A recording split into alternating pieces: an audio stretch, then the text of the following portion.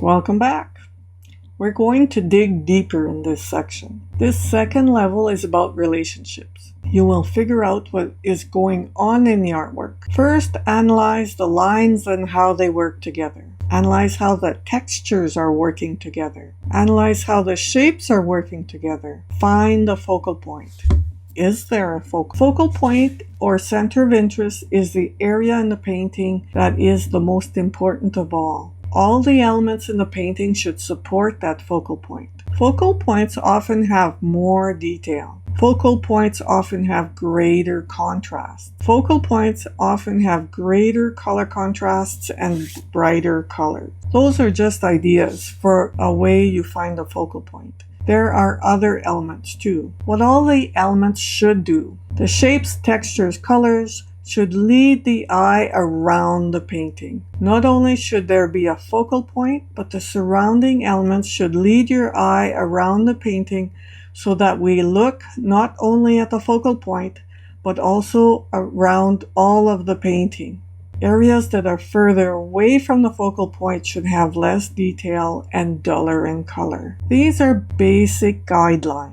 They don't always apply 100%, but they apply for about 95%. So you keep these ideas in the back of your head. Color harmony. Do all the colors work well together? Is the color high key or low key? Is there a variety in the main color? For example, is there a variety of greens or is it just one big blob of green that's flat and not interesting? Is there texture or pattern used? Is it repeated? Keep in mind that each painting should have colors that work well together. So if you have greens, for example, then you look on the color wheel and there should be hints of red or orange in there. Is the color high key? That means is it very bright? Or low key? Is it low, duller colors? Mostly brown, something like Rembrandt did. Is there a variety to the main color? Often the main color should be repeated,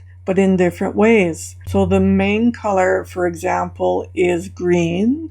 You should have light greens, medium greens, dark greens, textured greens, plain greens, all kinds of greens. And if you have a pattern or a texture, it should be repeated several times. I always tell my students you should use odd numbers, 3, 5, 7 times, something like this, and different sizes.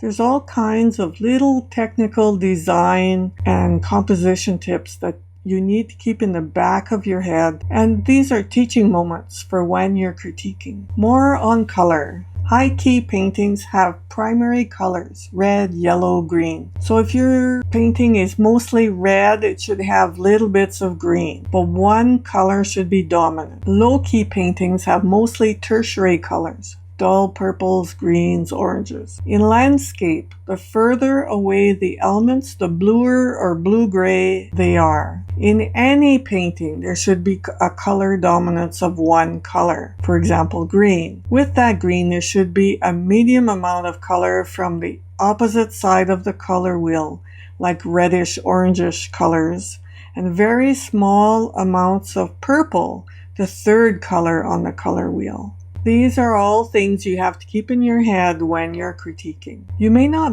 need to mention each of these things, but you should know these things in case you need them for certain people. Remember, you're not doing the same thing for every person. Composition. Composition is the main element that artists need help with. It is the one element that you, the critique giver, need to learn and help others with. To learn more about composition, check out my course on Udemy, Composition for Beginner Abstract Artists. The same principles I mentioned in there apply for realistic work too. Dig deeper still. If your audience is ready for it, figure out the meaning or the goal of the painting. What are they trying to say? What are the reasons you choose the colors or the shapes? For example, if you have a beautiful sunset with a happy theme, people are at the beach, for example, are you going to use dull browns and dull greens, or are you going to use bright colors? So these are things that you teach your students when you're critiquing.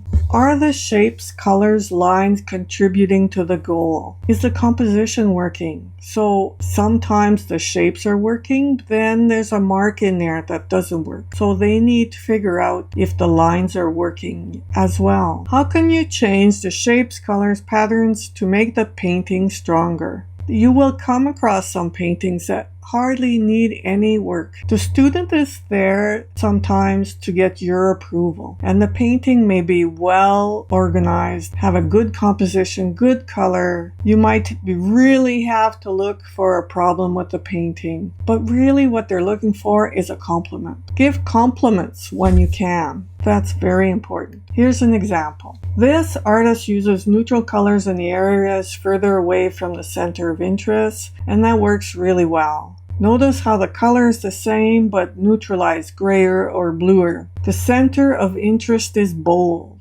There's a very light area against a dark area here. This is an instant focal point. That's really well done. The area that is less clear is the greens in this area. They are very bright and compete with the focal point. Our eye doesn't know where to stop. The focal point is usually where the eye stops and then circles around. However, here the greens take my eye off the focal point. This is an easy fix. You could add more neutral greens and you could still have the color green and it would work. The pattern here is really well done. They add information without distract. Good work there. Notice the sandwich method. Here's your turn. Continue to dig deeper. Write it down if needed. Practice makes perfect. So critique away at this painting and get really good at finding different points that you can tell your student in the ways they can improve. Do this now and we'll see you in the next section.